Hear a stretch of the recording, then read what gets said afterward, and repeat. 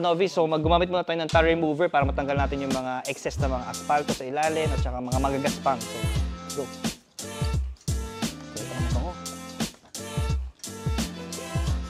So mga Novi, after yung tar remover, tanggalin naman natin yung mga iron fallout. So every time na brake disc, no, yung brake pads naman ay iniipit siya dahil nagbe-brake, naglalabas yun ng mga fiber or microscopic na mga bakal. Pag hindi natanggal at bigla natin pinunasan, grabe magagasgas talaga yung pinaka. Novi, kita nyo, no? Grabe nag-bleed talaga yung pinakagulong para i-neutralize natin yung pinaka.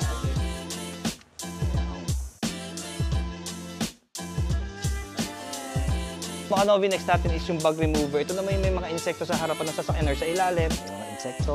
So, tinuturo ko sa yung tatlo. Ganun na pH neutral na mga sabon. Mga Novi, yung decontamination package natin. Check nyo na lang sa package namin.